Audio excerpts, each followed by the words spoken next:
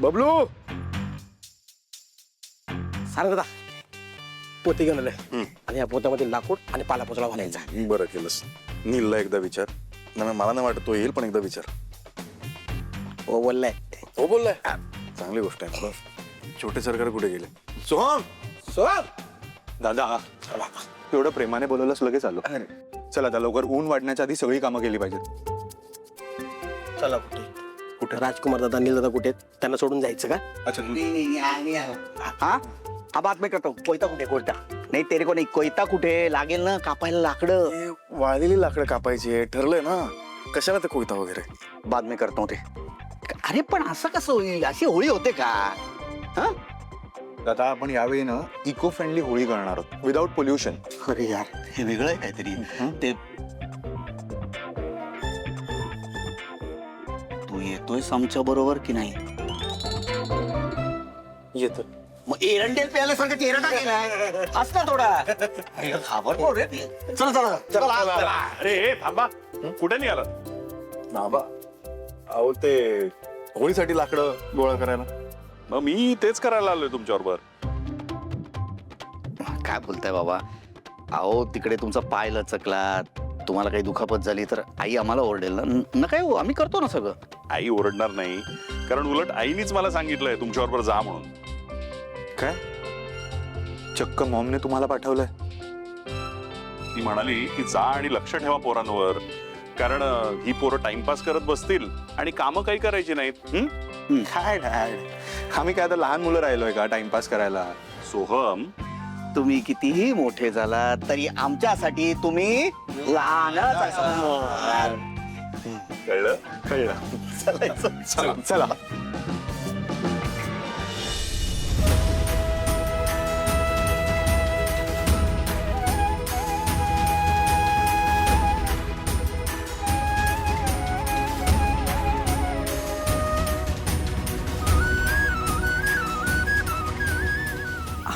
अहो बा हे काय चहा हा गार झाला की तुमचा? छान गरम गरम चहा आणला होता तुमच्यासाठी, तसाच पडलाय. काय झालं? कसला विचार करता एवढा? नाही विसरलो मी. नको मला चहा, मला आता काही इच्छा पण नाही. असं कसं चहा आणि तुम्हाला नको? काय झालंय अहो? अगं काल सावलीशी बोलता बोलता तिने फोन कट केला. आमचं बोलणंही पूर्ण होऊ दिलं नाही तिने. हो मग त्यात काय झालं एवढं? नेटवर्क नसेल तिच्या फोनला किंवा बोलता बोलता कट झाला असेल. नका एवढा विचार करू त्याचा. अगे नाही अलका, असं काही नाहीये. तिच्या आवाजावरनं तिच्या बोलण्यावरनं ती चिडल्यासारखी वाटत होती मला.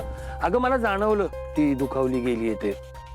आता बघ मी एवढं सगळं केलं, त्या डॉक्टरचा नंबर मिळवला, त्याच्याकडनं सगळं सत्य वदवून घेतलं. पण खरं सांगू का, हे बघ हे मी जे काही करतोय हे तिला आवडणार नाही हे जर मला माहिती असतं ना तर मी या भानगडीतच पडलो नसतो ना. हे बघ खरं सांगू का, मला ना मला तिचं सुख हवंय, मला तिचा राग नकोय. अहो आपली सावली समजूतदार आहे हो.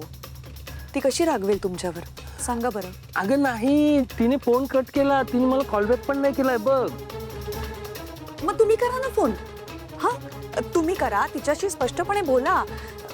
कसं आहे ना, मनातल्या मनात काहीतरी अर्थ काढून स्वतःला त्रास नका करून घेऊ उगाच. अगं मी डायरेक्ट फोन करू? नाही नाही नाही, माझं धाडसच नाहीये. हे बघ समजा मी फोन केला आणि ते समजा फोन उचललाच नाही किंवा चिडून काही बोलली मला, तर मी स्वतःला माफ करू शकणार आहे का? नाही नाही, मग तू काही सांगू नको का, माझी नाही हिंमत. आणि अशा परिस्थितीत आता तिच्या घरी जाणंही काही फार योग्य नाहीये. हे बघ मी काय म्हणतो, तिचा राग गेला ना स्वतःहून मला फोन करेल, मी काही फोन नाही करत. बरं बरं हा बरं.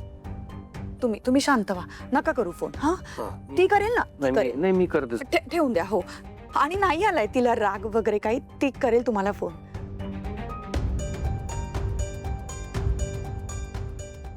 मी चहा आणू तुमच्यासाठी?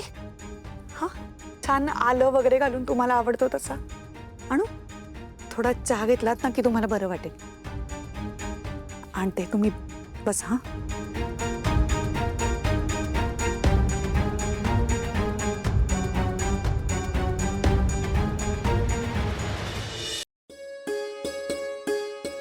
वा,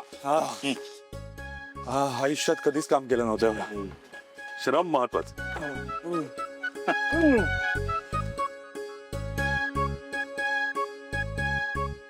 ही सगळी तयारी बघितली ना की गावाकडची होळी आठवते. लहानपणी आम्ही आत्याच्या गावी जायचो होळीला. खूप धमाल असायची. गावाकडे खरंच मजा येत असेल.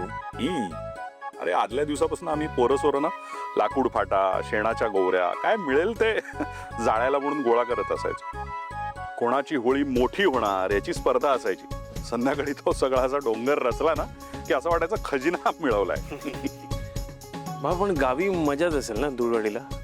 ती रंगाची उधळण, तो गोंधळ सगळं. वेगळीच मजा असायची. म्हणजे रंग असायचेच, पण मोठी माणसं वेगळ्याच रंगात असायची. कारण प्रत्येकाने थोडीशी भांग, थंडाई हे सगळं घेतलेलं असायचं. मग एकेकाचे माकड चाळे सुरू व्हायचे.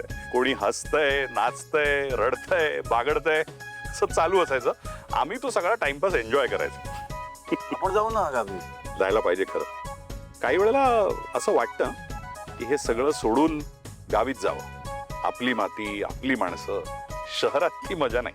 नाही पण माझं म्हणणं हे आहे की तुम्ही जा गावी, उत्तम कल्पना आहे.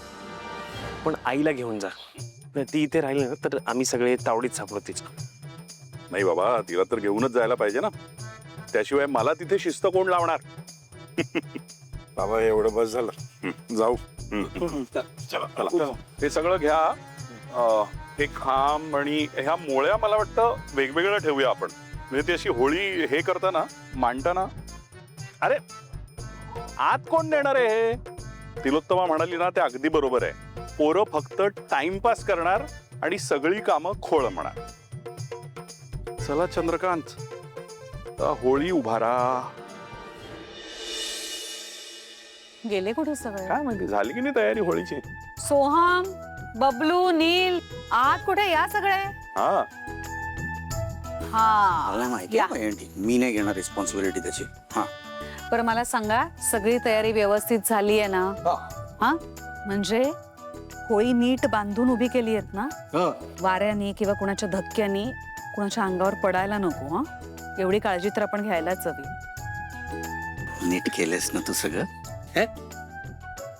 नीट केलंस ना तू सगळं असं विचारतोय मी. सगळं नीट केलंय. हा.